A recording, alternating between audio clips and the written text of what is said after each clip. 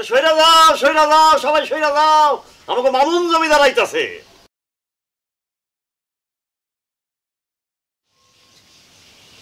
আচ্ছা আপনি সবসময় পোলাটার লগে এমন করেন কেন? পোলা এখন বড় হইছে না? বড় হইছে না? আরে থো ভালা, বড় হইছে না আত্মীয় হইছে। আরে কোনো একটা কামের মধ্যে নাই, সারাদিন গেলে বাদামের মতো ঘুরে বেড়ায়। সংসারের কোনো একটা কাম হইলেই হেরার খুঁজে পাওয়া যায় না। আপনি এত চিন্তা করেন না তো, করবো আমার পোলা একদিন ঠিকই কাম করব, তখন দেখেন। হ্যাঁ করবো, আমি ওই 3.5 তলে গেলে তখন কাম শুরু করবো। কি আর কথা মুখ দেখুন। হ্যাঁ বুঝবা এই বুইরা চোখ দুইটা বুঝলেই তখন বুঝবা যে কয়টা দানে কয়টা চাইল পাওয়া যায়। শোনো আমি না, তোমার পোলারে কয়ে দিও ওই জমিন রে না চিনলে জমিনও কইলাম মাইন সেরে চিনে না।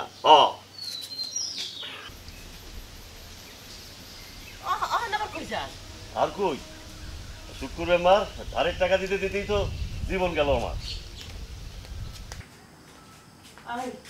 কি বুড়া মেয়ে আবার ওই পুরানো ব্যবসা শুরু করছে না? দেখ মামুন না, একটা চট করে তোর গাল লাগিয়ে ফাটাই দেবো আমি আবার কি করলাম? নিজ ব্যাপারে বুইরা কইতেছিস, আবার বলে কি করলাম? আব্বা একটু আগে তো নিজের মুখেই কইলো বুড়া চোখ দুইটা বুঝে গেলে তখন বুঝবি। হ্যাঁ নিজের যা খুশি চাইবো, তাই বলে তুইও কবি? কি মহা মুসিবত করলাম আম্মা। কদিন আগে না তুমি কইলা মুরব্বীরা যেমনে করে তেমনে করবি, যেদিকে যায় সেদিকে যাবি। সিরে কি আমার বাপ মারে মান্য করে ছাও আমার। আমি তোমার সব কথা শুনি না? তুমি আমার ডানে যেতে গেলে আমি ডানে যাই, বাই যেতে গেলে বাই যাই না? তাহলে শুন বাজান, এবার একটা কথা কই, আমার কথা রাখবি তো বাজান? আগে কও, ওই না দেই তারপর। কালকে সকালে তোর আব্বা লাগে এবার মাঠে যাবে। হোয়াট? আমি যাব মাঠে? নট সম্ভব মা, আমি একটা শিক্ষিত পোলা। আমি যদি শরীরের মধ্যে প্যাক পুক মাইখা ওই মাঠের মধ্যে গিয়া হয়েছে গরুর পিছে হ্যাট করি, তাহলে কি আমার মান সম্মানটা মাটির লগে মিশা যাইব না? আরে আমার শিক্ষিত পোলা, 8 ক্লাস তাম পইরা উনি আইছেন শিক্ষিত পোলা। শোনো, তোমার যা ইচ্ছা তুমি তাই করো, আমি তোমার কিচ্ছু করবো না, কথাটা মনে রেখো। তুমিও না আম্মা, দিলা চুলটা নষ্ট কইরা, ওটা পুরো 12টা বাজে। হায় হায়, ইস রে 12টা বাজে গেছে। সাদিয়া তো আজকে আমার মাইরেই ফেলাইব।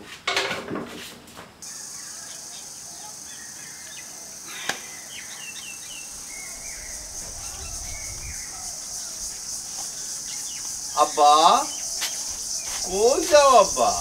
আব্বা আমি তো কাউরে কল দেই নাই আব্বা। তুই তো আপনি জিগাই নেই কাউরে কল দিছেন কিনা। আমি জিজ্ঞেসি আপনি কই যান? জি আব্বা আমি যাইতেছি আর কি। গ্রামের কোনো মাইয়ারে তো কল দিতে আপনি বাকি রাখেন না।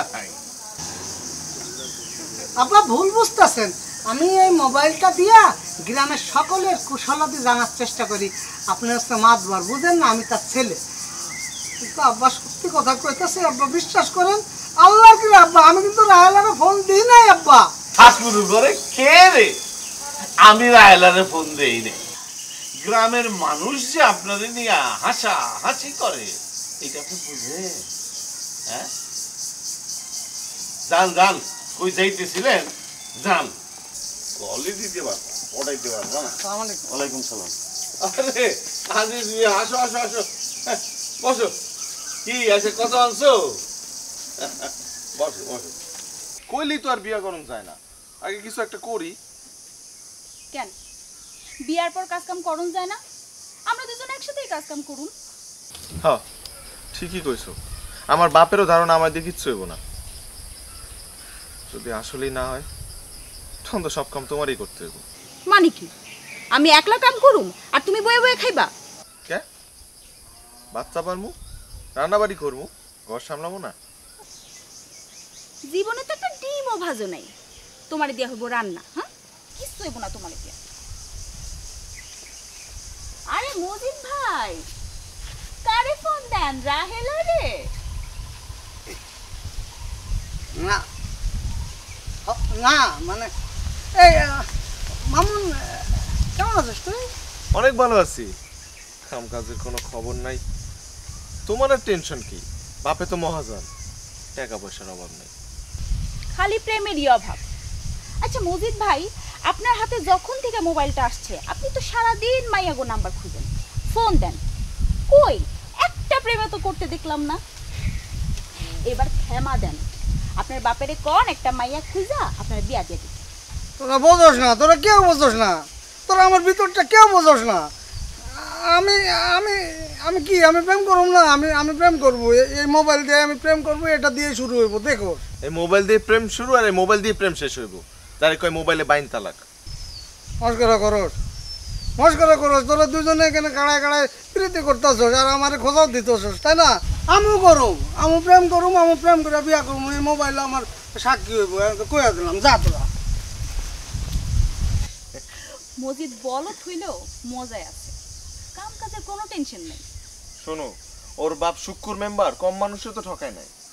মহাজনী 2 নাম্বারই আর কর্জ, এগুলা কইরা ওর বাপ যা কামাইছে, মজিদ সারা জীবন ওর পায়ের উপর পা তুলা খাইতে পারবো। তবে কই দিলাম, আরামে কইলাম আরাম নাই। তার উপর শুনছি আব্বাও নাকি তার কাছ থেকে কিছু টাকা কর্জ করছে। কই বাবাই মাটা কই? আরে বাড়ির ভিতরে তো গোলার পিছনে লাগছে। শোনো আমি না, আমি এমনে তোমার পোলার এই কথাগুলো কই না, ওর ভালো লেগেই কই, নইলে ও কি আমার দুশ্মন? আরে ওই তো পোলাপান মানুষ। পোলাপান? আরে কারে পোলাপান কইতেছো? তোমার পোলার বয়স কম হইছে মনে করছো? আমি না, মনে কইরা দেখো, তোমার পোলার বয়স কিন্তু কম হয় নাই। এই যে পুক পাড়ায় আগুন লাগছিল, এর পরের স্বর্ণিময় ওর জন্ম। হ্যাঁ তাই কি কোন? তাহলে তোর বছর 27 বছর হইতে চললো। এখনো যদি ওই হাল চালানি, ওই ধান বুননি না শিখে, তা শিখবো কবে? আপনার পোলা শরীরে প্যাক মাইকে ওই খেত খামারি কাম করতে পারবো না। চাষার পোলা গায়ে প্যাক লাগাইতে চায় না? না না না, ওরে তো কাইলি ডাক্তারের কাছে পাঠাইতে হইব। আপনার পোলা শহরে যাইব, শহর থেকে মেলা টাকা কামাই নিয়ে এসে এখানে একটা দোতলা দালান তুলবো। এখানে হ্যাঁ দালান তুলবো? হ্যাঁ। পাক্কা? তাও আবার দোতলা? শহরে নাকি টাকা উড়ে। কি কইলা? শহরে টাকা উড়ে? উড়াইতাছি টাকা। এই মামুন, মামুন না। আর দূর কারে বিশ্রান, হ্যাঁ তো বাড়িতে নাই। ও বাড়িতে নাই? চাইবো তো, তখনই বুঝামু নে ওরে। হ্যাঁ, তখনই ধরুন ঠাইছা। ওরে টাকা উঠতেছে, ও যে শহরে টাকা ধরছে, টাকা। আল্লাহ জানে কপালে আজকে কি আছে। চলো। আল্লাহ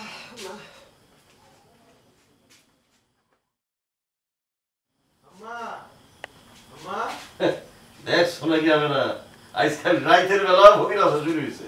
বালাইসা আপনি মুহে দিয়ে কিছু রাখেন।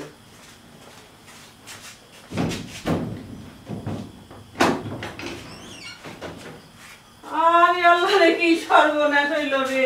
কি যাবে না? আরে হইছেটা কি? এই মামু, আরে কারে কি? আরে সালাম করো কেন? কি হইছে? আরে কি সালাম করে কেন? আপনি দেখেন না, আপনার পোলা বিয়া করে বউ হয়ে বাড়িতে আইছে। কত বড় লায়ক হইছে বলে আমার। ও আল্লাহ গো, এখন আমার কি হইব গো? বড় আশ্চর্যের কথা যেটা হবে না। আর কি হইব? তোমার পোলায় যখন বিয়া করছে, তখন তোমার পোলার বউ, তোমার বৌমা হইব। এই সহজ কথা তোমার মাথায় ঢুকতেছে না? আমার কত শখ আছিল। আরে থো তোমার শখ। একদিনে পোলা একটা কামের মতো কাম করছে। হ্যাঁ, আরে পোলার বিয়া হইলো, তাই বাপের একটা পয়সাও খরচা হইলো না। হ্যাঁ, হাই হাই বাদে হাই মামুন, হ্যাঁ তোর লোকে মায়া দিল কে? হ্যাঁ, ও ইমান চাচার মাইয়া সাদিয়া। ও ভুলে গেছে, আরেকবার কই।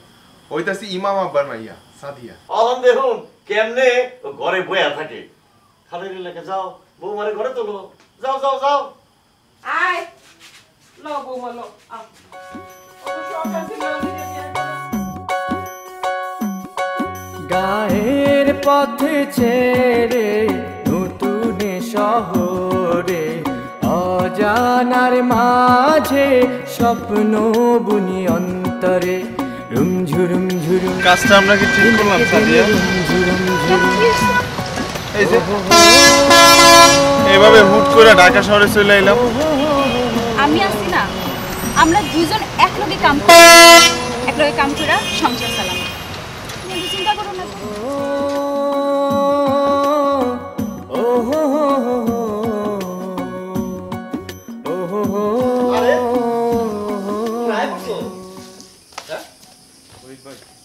পথে কোনো সমস্যা নেই তো? না। সালমা, আরে ও সালমা, কই গেলা? আরে দেখা যাও কার আইছে। মামুন, তুমি খুব ভালো দিন আইছো। আমার মনে হইতাছে তোমার কপালটা খুব ভালো আছে। কে ফরিদ ভাই এই কথা কইলা কে? আরে শুনো, আমি যে গ্যারেজে কাম করি, সেই মালিকে আর একটা নতুন সিএনজি কিনবো। আর সেই সিএনজি একটা ড্রাইভার লাগবো না, তো সেই ড্রাইভারে তুমি হইবা।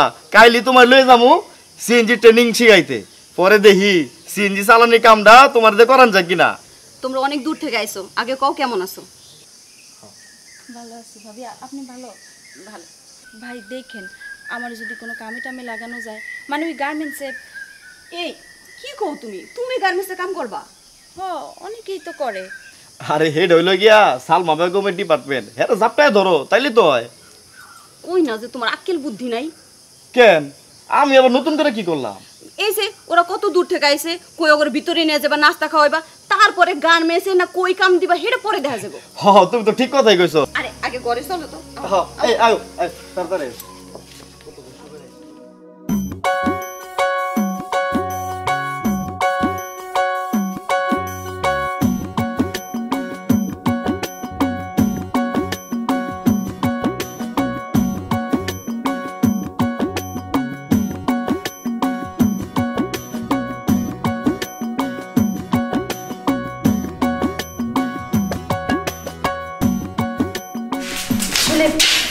কাম জানলে কোনো কিছুই কঠিন লাগে না। হাও সাদিয়া, ঠিক কইছো। কিন্তু কয়দিন যাবত না আমার গ্রামের কথা খুব মনে পড়তেছে। ইস, কি আর রোজগারটা যদি গ্রামে থেকেই করতে পারতাম। দিনে রুম ঝুরুম ঝুরুম ও হো হো ও হো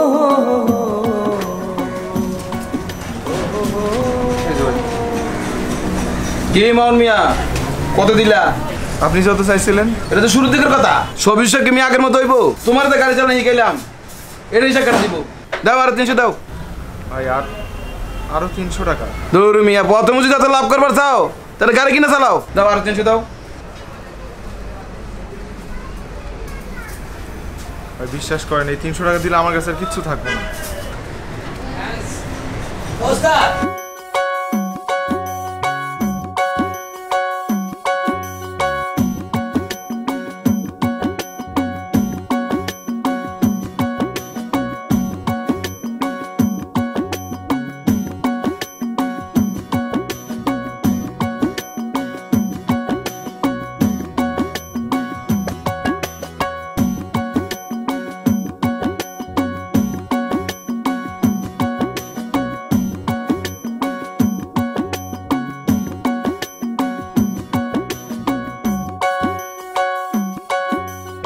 কি হইল?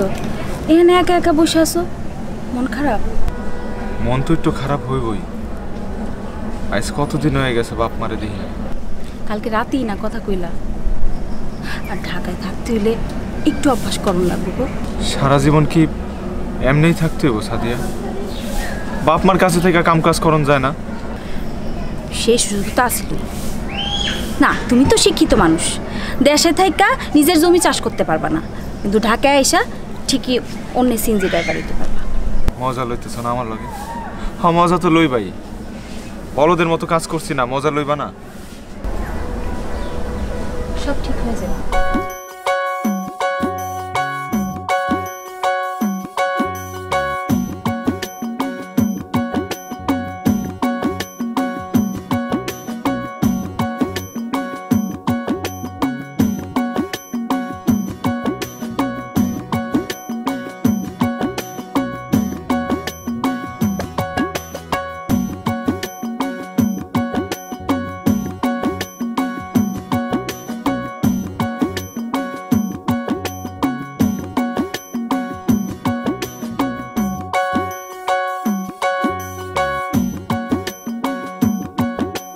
মাউন ভাই, কি হয়েছে? এই সিএনজি চালানোর কাম আমার দিয়ে হইব না ভাই। যা কামাই সব তো মহাজনই লয়ে যায়। কি লাভ খাও? ঢাকা শহরে মেলা খরচের মধ্যে টিকে থাকতে হইলে কিছু না কিছু করাই লাগবে। চাইলেই তো আর মনের মতো কাম কাজ করা যায় না। যা পাইছো করতে থাকো, নাহলে তো ওই গ্রামে গিয়া ওই হাল চাষি করতে হইব। দূর, গ্রামের হাল চাষ করা এসে অনেক ভালো। ওখানে যা চাষ করবো নিজের জমিতে চাষ করবো, যদি লাভ হয় নিজের লাভ, লস হইলে নিজের লস। কারো কাছে কৈফিয়ত দিতে হইব না। আর কতদিন হয়েছে বাপ মার একটু দেই না। ওখানে থাকলে তো সবাই একলগে থাকতে পারতাম, খুব একটা ভুল কও নাই। আমার বাপে গ্রামের সব জমা জমি বিক্রি করে আইসা ঢাকা শহর চলে আসছে, নিজেও ফাঁসছে আমাগরেও ফাঁসাইছে। এখন এই সিএনজি চালাই আমাকে দিন চালাইতে। আমার দিয়ে সিএনজি চালানো হইব না ভাই, আমার নিজের ভাগ্য নিজেরই বদলাইতে হইব। কি ব্যাপার আইসা এমন হয়ে পড়লা যে? এই কত কমাকে? আচ্ছা কত টাকা কামাইলা? কত আর কামাবো, যা কামাই সব তো মহাজনের পকেটেই চলে যায়। শুনো, আমগো আর ঢাকা থাকুনের কাম নাই, এখানে আর থাকুন না, গার্মেন্টসে আর চাকরি করুন না। এখানকার মানুষগুলো না ভালো না। তাই কি করবো? গ্রামে চলে যান। গ্রামে? গ্রামে গ্রামে যাই কি করবো? চাষাবাদ করুন। চাষাবাদ করবো? ওই দিন ভাবিকে বাড়িতে টিভিতে দেখলাম কেমনি অল্প জমিতে সুষমসার ব্যবহারের পর একটা সংসার কেমনি সুন্দর মতো চলে যেতে পারে। 3 বিঘা জমিতে সুষমসার ব্যবহার করলে অনেক ফলন হয়। তাইলে কি আমরা ঢাকায় এসে ভুল করলাম? আব্বা আসলে ঠিকই কইতো, আমি আসলেই একটা বাদাম মা। চলো বউ, আমরা গ্রামে ফিরে যাই।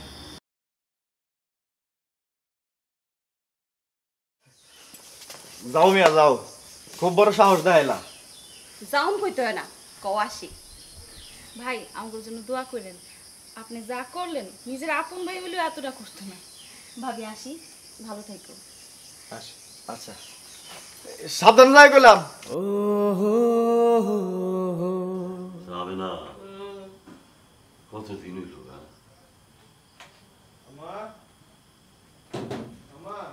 আরে আমার আদানি বাটার গলা না? মামুন, হ্যাঁ বহুত থেকে আর কালকে তো অনেক মোবাইলে কথা হইল। মনে হইল আরে হ মামুনেরই গলা। আমার বলো বলো বলো। আমার মামুনি আইছে। বাজার বাজার বাজার তুমি আইছো বাজার বাজার আমার বাজার। আরে কান দোকে দেখো, দোকে আরো মানুষ আছে। বৌমা তুমি আইছো, আমার বৌমা। আসো আসো। আসি তো ভালো, হ্যাঁ হইছে হইছে বৌমা, হইছে হইছে হইছে। আম্মা তুমি কি মনে করছিলা আমি শহরে থাইকা যাবো? তাইলে আব্বা ওখানে তোমার মতো করে কেউ আমরা বাদাইমা কয় না। শুনছো তোমার বাদাইমা বলে কি কয়? আব্বা আপনার পোলা আর শহরে যাইব না, এইখানে থাইকাই আপনার জমিতে চাষাবাদ করব। সবই তো বুঝলাম রে মা, জমি যা ছিল তাও তো পুরা নাই। কি করছেন জমি? আপনি কি বেচে দিছেন? কার কাছে বেচছেন? কখন বেচছেন? গেল বছর তোর মায়ের ওই চিকিৎসার লেগা টাকার ব্যবস্থা করতে না পাইরা আমাকে ওই তালতলার জমিটা বান্ধা থইছি। জমি বন্ধক রাখছেন? কার কাছে? ওই যে ওই শুক্কুর মেম্বারের কাছে। ই আল্লাহ, আপনি এটা কি করলেন? এ জাইনা শুনে শিয়াল একটা মুরগি রাখতে দিছেন? কি করবো কও, তখন তো আমার কোনো মাথা ঠিক আছিল না। তোমরা তোমরা আমারে মাফ করে দাও। এটা আপনি কি কোন আব্বা? আম্মা বাইসা আছে, এটাই তো বড় কথা। আমার হাতের এই 2 বালা এখন কাজে আসবে। আব্বা এই বালা 2টা দিয়া জমি ছান যাইব না? বৌমা তুমি এটা কি কও? তোমার নিজের হাতের বালা বেচে দিবা? আম্মা স্বামীর বিপদের সময় যদি নিজের গয়নাই কাজে না আসে, সেই গয়নার কি দাম? মামু শুনছো, তুই তো জীবনে কোনোদিন কাজের মতো করে কাজ করতে পারস নাই। এরপরে তুই যদি বালা 2 গুণ বানায় দিতে না পারস, তাইলে তাইলে তুই আমার ফলাই না। হ্যাঁ এই না দলিল, তোমার দলিল তুমি নিবা না তো কে নিব কও? এইটা তো এতদিন আমার কাছে আমানত হিসাবে ছিল। বাসাইলে মেম্বার সাহেব, গয়না না দিতে পারলে তো আরো দেরি হয়ে যেত। আমি তাইলে কালকের থেকেই জমিতে কাজ শুরু করি। বোঝে না রে, বোঝে না। তোমার জমিতে তুমি চাষ করবে না তো কে চাষ করবো? আমার লোকজনকে চাষ করবো? তবে চাষ তুমি করবা আরো 2 বছর পর থেকে। আরো 2 বছর পর মানে কি আর কমো আজিজ মিয়া, এই মহাজনী ব্যবসাটা করতে আমারও পছন্দ হয় না। কাছের মানুষের কষ্টের কথা শুনতে হয়। তোমারও টাকার প্রয়োজন ছিল, আমি তোমার টাকা ধার দিচ্ছি, তুমি জমি বন্ধক রাখছো, তবে সেই সঙ্গে কিন্তু একটা চুক্তিপত্র হয়েছে। সেই চুক্তিপত্রে লেখা ছিল যে তুমি টাকা দিতে যদি বিলম্ব করো তাহলে আমি আরো 2 বছর সেই জমি চাষ কইরা আমারটা বসায় রাখবো। এইটা কি কন? এই সামান্য দেরির লেগে আরো 2 বছর?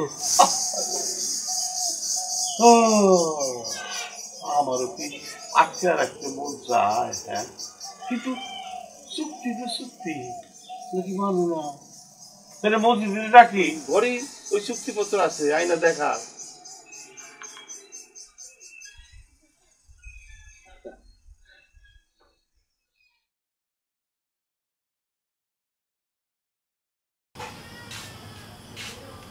কি সাবাব ফোন করে বসে আছো কেন? বাবজান রে, আমরা তো মনে শেষ হয়ে গেলাম। কেন, কি হয়েছে? শুক্র মেম্বারে কয় টাকা দিতে দেরি করছি, চুক্তিতে নাকি লেখা আছে টাকা দিতে দেরি হলে ওটা 2 বছর জমি চাষ করে ওটা বসে নেব। কি কোন আব্বা? চুক্তিতে নাকি এইরকমই লেখা আছে, এই যে গয়না দিয়া দলিল আনছি, কিন্তু চুক্তিতে নাকি লেখা আছে যে ওই 2 বছর ওরা চাষ করবো। এখন 2 বছর আমরা কি না খেয়ে থাকবো? আব্বা দলিল তো ফেরত দিয়ে দিছে, তাহলে আবার চুক্তি কিসের? বাবারে, তখন তো মাথা ঠিক আছিল না। তোর মায়ের চিকিৎসার জন্য এই জমির দলিল বন্ধক রেখা কাছ থেকে টাকা আনছিলাম, তখন কিসে কিসে টিপ সই দিছি, ঠিক দিছি, কিছুই তো মনে নাই। বুঝছি, ওই চালবাজি চুক্তি সব সর্বনাশের মূল। কৌশল করে তোমার দিয়ে টিপসই নেওয়া হয়েছে। কি হইব?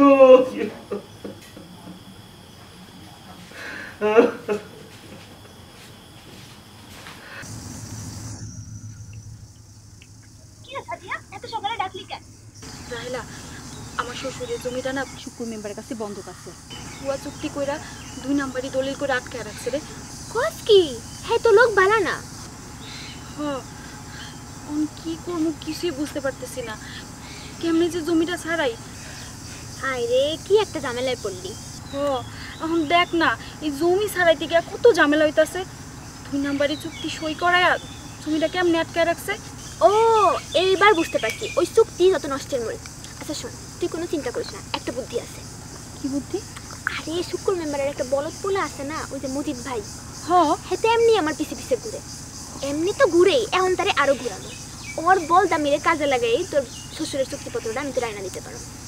বুঝতে হবে এটা রাহেলা, ঠিক আছে? আর শোন, ও হইছে দিনটা 24 ঘন্টা মানে কল দিত, তারপর দেখা করতে চাইতো।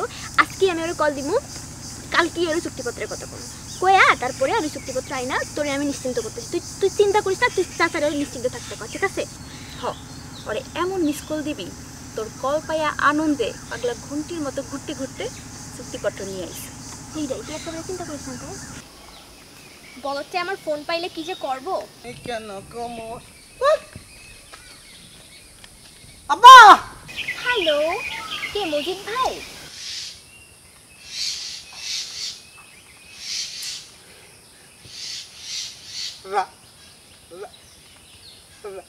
রাহেলা, তুমি আবার? আরে রাখেন রাখেন মজিদ ভাই, এত উত্তেজিত হয়েন না, আপনার তো সিস্টেম হ্যাং হয়ে যাইব। হ্যাঁ, না না না,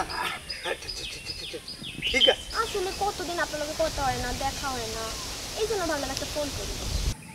কি কইলা রাহেলা তুমি? এটা কি কইলা? আরেকবার কইবা, আমার তো মনটা আমাদের কেমন লাগতেছে। তুমি আমার দেখতে চাও? আমি অহনই আইতাছি। আরে আমি না তোমার সাথে দেখা করার জন্য কতবার তোমার রিকোয়েস্ট করছি, তুমিই তো শুনো না। রাখেন রাখেন মজিদ ভাই, আপনি না কিসব পাগলামি যে করেন না। তাহলে আমি কি করুম কল? তুমি কয়া দাও, সেইটা করুন।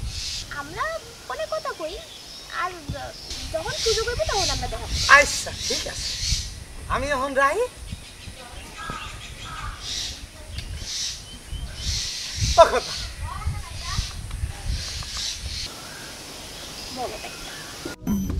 তুমি তো আমার শাহরুখ। কি কইলা আরেকবার কোন? শাহরুখ খান।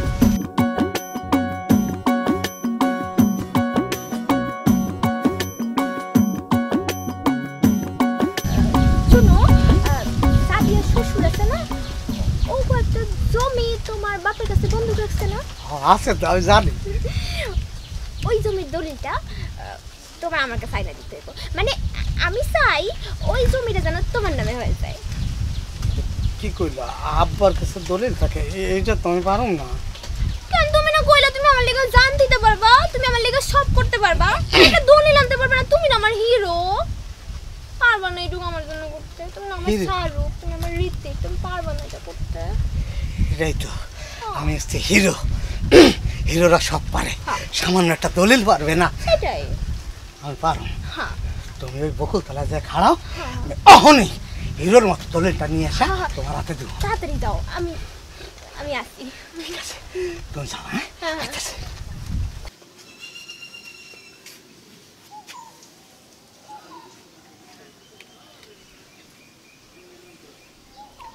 হ্যালো রাহেলা হ্যাঁ কোন কিছু করতে পারলি তুই কোস কি রাহেলা বেগম একটা কামে হাত দিছে আর কাম হইব না এটা কোনো কথা হইলো কি হয়েছে একটু খুইলা কনা না না আইজ না আগে পুরো ঘটনা শেষ হোক তারপরে কম কি ব্যাপার মজিদ ভাই জমির দলিল কই এইটা তো কিসের চুক্তি আজিজ সাজার নামে তো আমি এইটাই পাইলাম এইটা ছাড়া তো আর কোনো কাগজপত্র আমি কিছুই পাই নাই ও এইটাই তাইলে সেই চুক্তিপত্র এইটা দিয়েই তাইলে সাদিয়া জমি ফাঁসাইছে ভালো হয়েছে সাদিয়ারা ফাঁসছে এটা হচ্ছে আমার বাপের চুক্তি কাঁঠালের আড়ার মতো যারে ধরে আরে ছাড়ে না এই তুমি কও না তুমি খুশি না আরে তো খুশি হইতাম যদি এই গাছ দিয়ে আমার দুইটা বকুল ফুল পাইরা দিত এটা কোনো কথা কইলা বকুল ফুল এখনই পাড়া দিতেছি তো এই চুক্তিপত্রটা না তো তোমার কাছেই থাক হ্যাঁ হাতে না না তোমার জিনিস তোমার কাছেই রাখো আমি কই রাখবো তোমার কাছে আরে প্যান্টের পিছনের পকেট আছে কি করতে নাও আমি কাছে রাখবো হ্যাঁ ঠিক আছে অসুবিধা নাই তোমার বকুল ফুল বকুল ফুল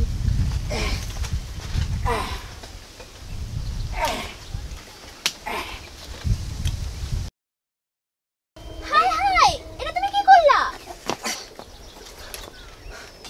কি করলাম অমন জরুরি চুক্তিটা তুমি পানিতে ফালাই দিলা হ্যাঁ ওই যে ডুবতেছে ডুবে গেল আয় হায় রে অমন জরুরি চুক্তিটা তুমি এরকম নষ্ট করলা না আমি তো চুক্তিটা পানিতে ফেলি নাই মনে হয় এই পকেট থেকে পড়ে গেছে আর কি হবে চুক্তিটা শেষ অমন জরুরি চুক্তি এখন কি হইব আল্লাহ রে আমি তো অনশেষ আব্বাই যদি চলে আমার চামড়া দিয়ে আব্বা একদম ডুগডুগি বানাইবো জানো তুমি আল্লাহ তুমি বাড়ি যাও আর একটা কথা তোমার কাছে আমি রিকোয়েস্ট কিন্তু এই কথাই দলিল যে ডুবিয়া গেছে এটা খবর কইও না এটা কারু কইবা না বুঝছো আমার রিকোয়েস্টটা রেখো আমি কই যে খবরদার তোমার রিকোয়েস্ট কারো ঠিক আছে ও খোদা এরপর আর কি বলদটা শহরে ভাগতেন বাপের ডরে আচ্ছা শোন তুই যেটা কইতাছি তুই চাচারে একেবারে চিন্তা করতে মানা করবি আর কবি ওইসব চুক্তি টুক্তি বলে এখন আর কিছু নাই ঠিক আছে আর এরপর দিয়ে চাচারে সতর্ক থাকতে কবি জানি ওই শুক্র মেম্বারের লগে কোনো রকম কোনো চুক্তি না করে ঠিক আছে বান্ধবী তুমি যে আমার কি উপকার করলা আরে ধর এসব কথা বাদ দে তো তুই খালি চাচারে নিশ্চিন্ত থাকতে কবি যেন এইসব চুক্তি টুক্তিতে আর না যায় ঠিক আছে আর যে শুক্র মেম্বার জিগায় যে জমি বন্ধক ছিল এইটা ছিল সেটা ছিল তাহলে যেন চাচা কয় যে চুক্তি কই চুক্তি দেখান চুক্তি দেখাইতেও পারবো না ওনার চুক্তি কই এই চিন্তা করতে করতে দিন পার হয়ে যাবো মামুন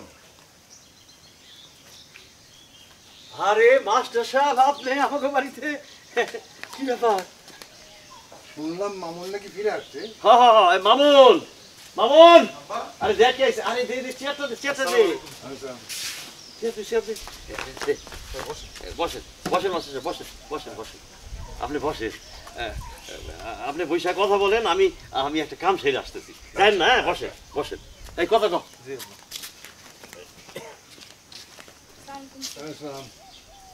তোমরা যে ঢাকা শহর থেকে ফিরে আইলে তো বিষয়টা কি বিষয় কিছু না স্যার জীবিকার টানে গ্রাম ছেড়ে শহরে গেছিলাম চাকরিটাও পাইছিলাম তবে শহর তো শহরই আমরা হইতেছি গ্রামে বড় হওয়া ছেলে পেলে মন টিকতেছিল না আসলে সবই মাইনা নিতাম স্যার যে পরিমাণে শ্রম আর সময় দিছি সেই পরিমাণে টাকা তো আসে নাই স্যার শহরে টাকা থাকবার পারে কিন্তু পেরেশানিও অনেক। আর শহরে না আছে মা, না আছে বাপ, না আছে আপনজন, সবাই খালি দৌড়ায়। গ্রামে সব কিছু কেমন আপন আপন লাগে, আর শহরে কিছুই ভালো লাগে না।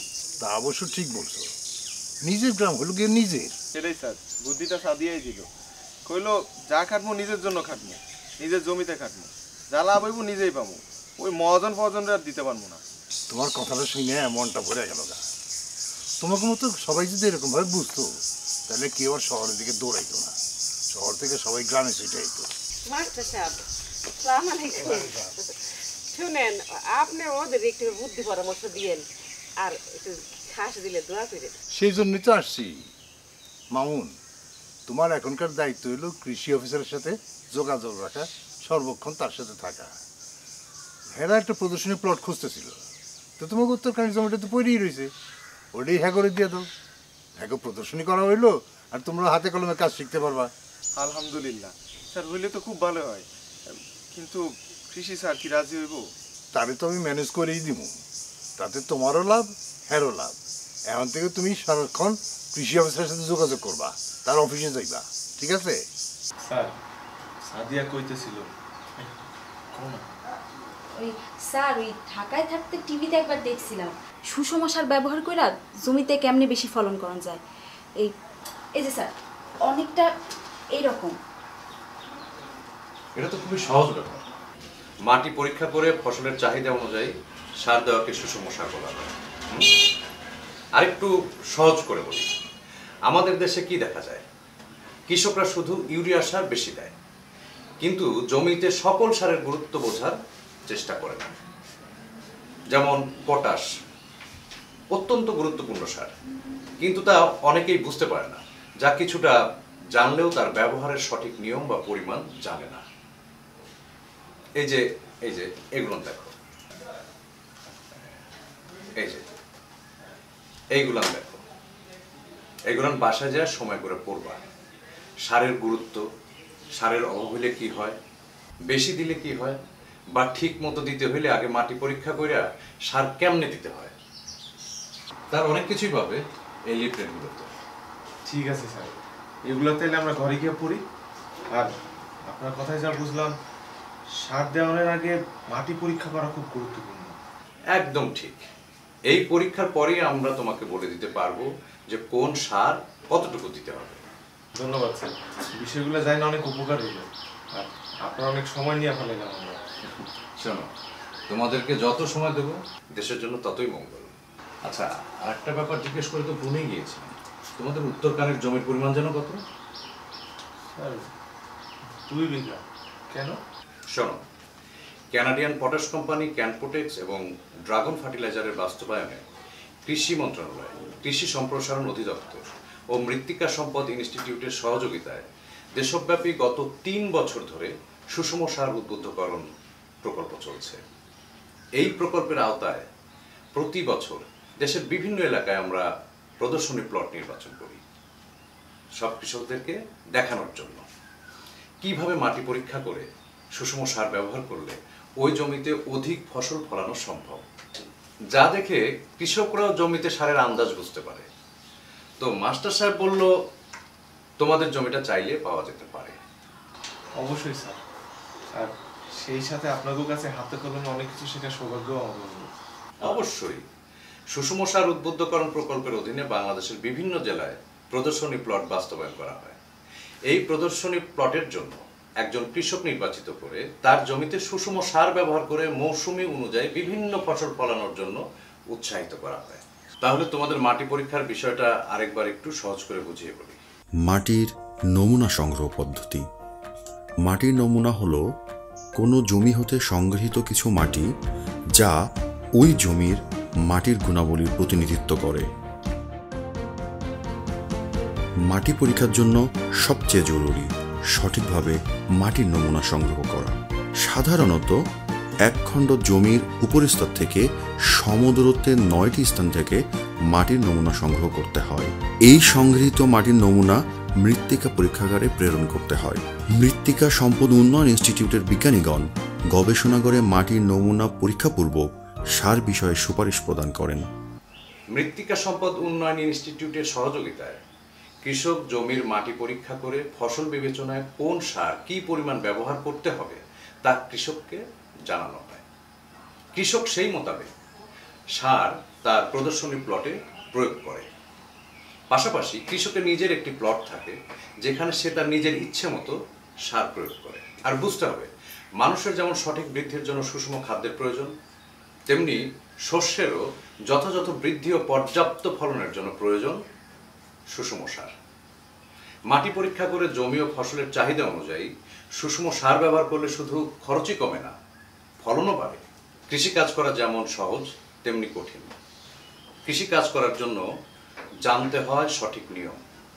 এই যেমন ধরো যে মামুন বলছিল এবার তার জমিতে সে ধান ফলাতে চায়, তো তার জন্য কি করতে হবে? প্রথমে তার জমির মাটি পরীক্ষা করতে হবে। মাটি পরীক্ষা করে জানতে হবে জমিতে কি কি সার দিতে হবে, কি পরিমাণ দিতে হবে। স্যার, কোন সার কোন ফসলের জন্য কি কাজে লাগে আমাকে যদি একটু বুঝাই দিতেন। তাহলে শোনো, বাজারে যে সারগুলো পাওয়া যায় তার মধ্যে কোন কোন সার থেকে আমরা কি কি উপাদান পেয়ে থাকি? ইউরিয়া সার থেকে নাইট্রোজেন, টিএসপি সার থেকে ফসফরাস, ডিএপি সার থেকে নাইট্রোজেন ও ফসফরাস, এমওপি সার থেকে পটাশিয়াম, এনপিকেএস মিশ্র সার থেকে নাইট্রোজেন, ফসফরাস, পটাশিয়াম ও সালফার পাওয়া যায়। নাইট্রোজেনের উপকারিতা: নাইট্রোজেন গাছের কাণ্ড, ডালপালা ও পাতার বৃদ্ধিতে সহায়তা করে। এছাড়া কুশি উৎপাদনে সাহায্য করে এবং পাতা ও ফলের আকার বড় করে। ফসফরাসের উপকারিতা: ফসফরাস গাছকে শক্তি প্রদান করে রোগবালাই, কীটপতঙ্গ ও ঢলে পড়ার হাত থেকে রক্ষা করে। পটাশিয়ামের উপকারিতা: পটাশিয়াম উদ্ভিদের জন্য খুবই প্রয়োজন। পটাশিয়াম দানা জাতীয় শস্যের কাণ্ড মজবুত ও দৃঢ় করে, ফলে তার ঢলে পড়ার হাত থেকে রক্ষা পায়। এছাড়াও গাছকে বলিষ্ঠ ও সুঠাম করে এবং শস্যের পরিমাণ ও গুণাগুণ দুটোই বৃদ্ধি করে। আরেকটা গুরুত্বপূর্ণ ব্যাপার, অধিকাংশ সময় আমাদের দেশের কৃষক ভাইয়েরা জমিতে শুধু ইউরিয়া সারই বেশি করে দেয়। এতে করে ফসলে অন্যান্য সারের, বিশেষ করে পটাশ সারের পুষ্টি উপাদান থেকে বঞ্চিত হয়। ফলে ফসলে বিভিন্ন রকমের সমস্যা দেখা দেয়, তখন ফলনও কম হয়। আচ্ছা স্যার, জমিতে যে পটাশ সারের অভাব হয়েছে এটা কেমনে বুঝবো? শোনো, জমিতে পটাশিয়ামের অভাবে গাছ সহজেই রোগাক্রান্ত হয়, খরা ও ঠান্ডা সহ্য করার ক্ষমতা কমে যায়। এছাড়াও গাঢ় নীল বর্ণের পাতা দেখা যায় এবং গাছ বিকৃত আকার ধারণ করে। দানা জাতীয় শস্য যেমন ধান, গম, ভুট্টা গাছ সহজেই হেলে পড়ে। স্যার, আজকে মেলা জিনিস শিখলাম। ওই জমিতে হাতে কলমে দেখলে আরো শিখুন যাইব। স্যার, আপনারা কিন্তু মাঝে মধ্যে একটু বিরক্ত করতে আসবো। বিরক্ত করার তো প্রশ্নই আসে না। সরকার তো আমাকে বেতন দেয় এই কাজটা করার জন্যই। তাই তোমাদের যখন খুশি তখনই এখানে চলে আসবে। স্যার, আমাকেও কিন্তু সব কাজেই সাহায্য করতে হইব। আমি কথা দিচ্ছি, আমার সাধ্যে যতটা কুলায় ততটাই আমি তোমাদের জন্য করব।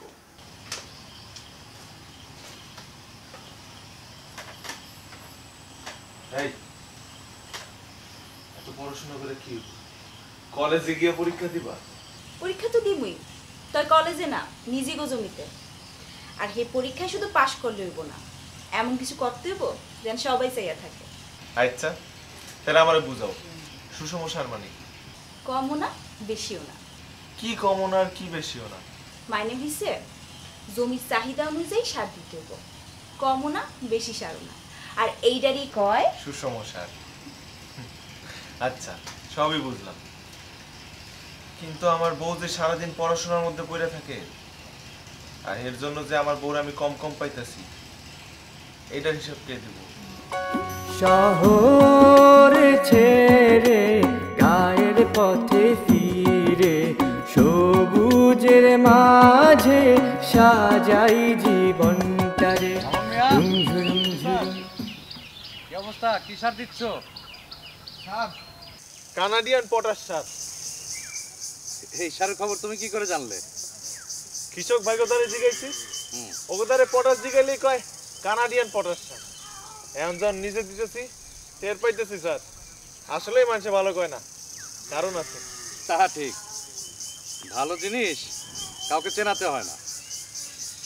ঠিক আছে, কাজ করো, আসি। হ্যাঁ, আসসালামু আলাইকুম sir. La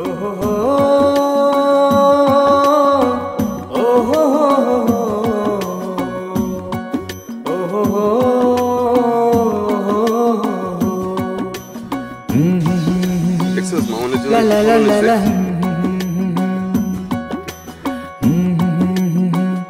La la la la la.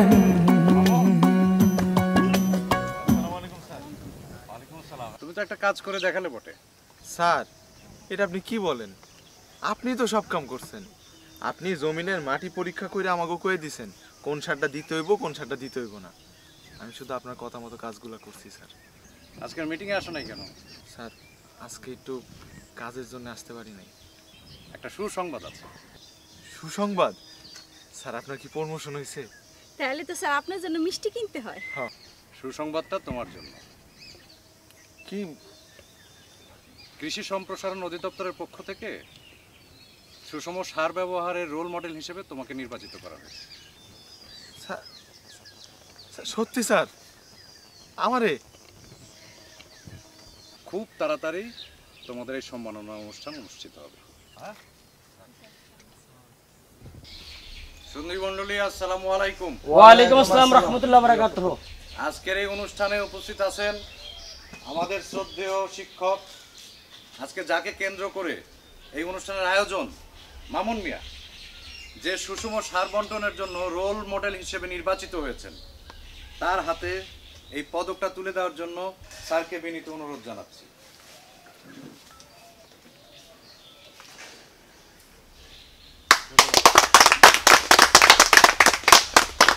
একই সাথে রোল মডেল নির্বাচিত হওয়ায় তার হাতে একটি সার্টিফিকেট তুলে দেওয়ার জন্য অনুরোধ জানাচ্ছি।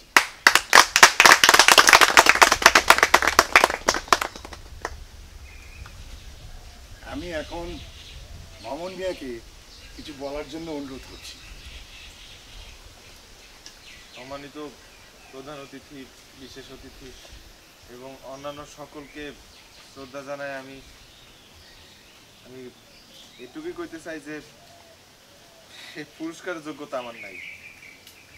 এই পদকের আসল হকদার হইতেছে আমার স্ত্রী সাদিয়া। তাই আপনাদের সম্মতি চাই আমি এই পদকটা ওর হাতে তুলে দিতে চাই। সাদিয়া,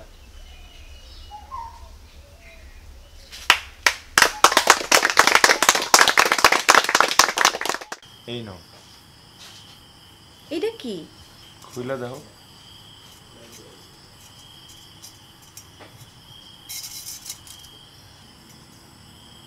ভুলে গেছো আবার জমি বান্ধা ছিল, তুমি তোমার বালা জোড়া যদি বন্ধক না রাখতা আজ আমি এই জায়গায় আইতে পারতাম না। আগে জোড়ার লগে নতুন জোড়া। তুমি খুশি হয়েছো? অনেক খুশি হয়েছি। তবে আপনার জন্য একটা সুসংবাদ আছে। আমার জন্য সুসংবাদ? কি কও? ঘরে নতুন অতিথি আইতেছে। নতুন অতিথি? কে আইব? আপনি যত বড় কৃষকই হন না কেন, আব্বা ঠিকই আসলেই একটা বাদাই মা। ঝুরুম ঝুরুম ঝুরুম ও হো হো ও হো ও হো হো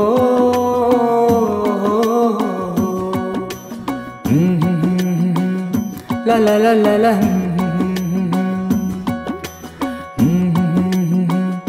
লা লা লা লা লা। আসসালামু আলাইকুম বন্ধুরা, কেমন আছেন সবাই? আশা করি আল্লাহ তাআলার অশেষ মেহেরবানি ও দয়ায় আপনারা সকলেই ভালো আছেন। বন্ধুরা, আজকের ভিডিওতে আমরা আলোচনা করব টাইপোগ্রাফি সম্পর্কে। বন্ধুরা, আমরা যখন অ্যাডোবি ইলাস্ট্রেটরে বা ফটোশপে ডিজাইন করি তো বা কীভাবে একটি টাইপোগ্রাফি আমরা তৈরি করতে পারি। বন্ধুরা, আপনারা কিন্তু বিভিন্ন থাম্বনেলের মধ্যে দেখতে পারেন বা বিভিন্ন পোস্টার ব্যানারের মধ্যে দেখতে পারেন অনেক সুন্দর সুন্দর টাইপোগ্রাফি, হতে পারে সেটা বাংলা কিংবা ইংলিশ। তো সেরকম টাইপোগ্রাফি বা টাইপোগ্রাফি কি, আমরা কিভাবে প্রফেশনাল টাইপোগ্রাফি করতে পারি, স্টেপ বাই স্টেপ আজকে এই ভিডিওতে আমি আপনাদেরকে শেখাবো। বন্ধুরা, টাইপোগ্রাফি মানে হচ্ছে কোনো একটি লেটারকে মানে হচ্ছে যখন আমরা কোনো কিছু লিখি সেই লেখার কোনো হেডিং থাকে, তারপরে লাস্টের যে কোনো একটি থাকে, তো সেগুলোই হচ্ছে মূলত টাইপোগ্রাফির মধ্যে পড়ে। তো আমরা যদি এই টাইপ টুলটি সিলেক্ট করে একটি টেক্সট এখানে রাইট করি,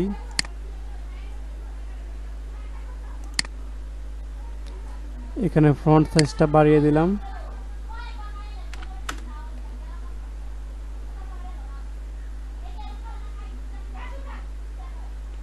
তো ফন্ট সাইজটা বাড়ার সাথে সাথে এখানে আমি আমার নামটা লিখি যে KAWSAR কাউসার। তো সাপোজ এই বক্সটার মধ্যে আমি কিছু লিখলাম, একটা টেক্সট বক্স নিয়ে জাস্ট এখানে কিছু লিখলাম, এখানে ফন্ট সাইজটা আমি কমিয়ে দিই, 21 করে দিলাম। তার মধ্যে রাইট বাটন ক্লিক করে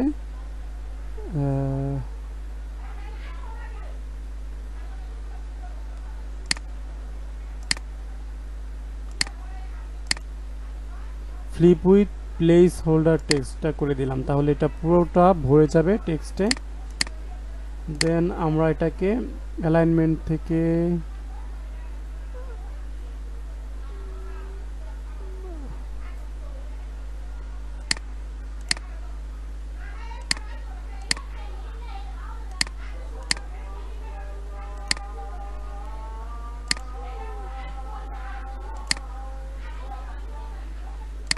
জাস্টিফাই, আচ্ছা যাই হোক আমরা এভাবে রাখলাম।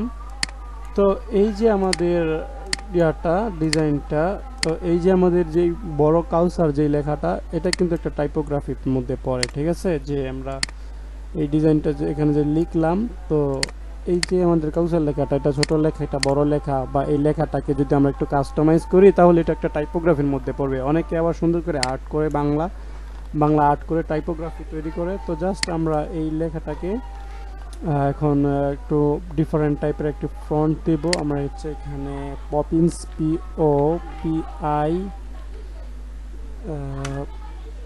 পপিন্স যে ফন্টটা আছে সেটা বোল্ড দিলাম, রাইট বাটন ক্লিক করে কি এটা আউটলাইন করে দিলাম, রাইট ক্লিক করে আনগ্রুপ করে দিলাম, ঠিক আছে।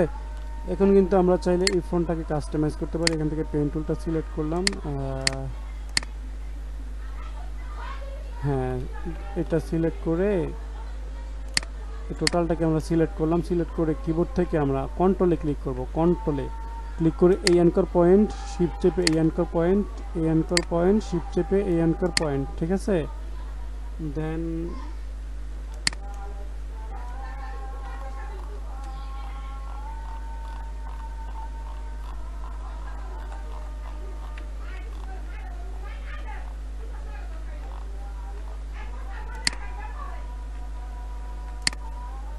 আবার আমরা কন্ট্রোল চেপে এই অ্যাঙ্কর পয়েন্ট, শিফট চেপে এই অ্যাঙ্কর পয়েন্ট, শিফট চেপে এইটার মধ্যে, শিফট চেপে এইটার মধ্যে, ঠিক আছে।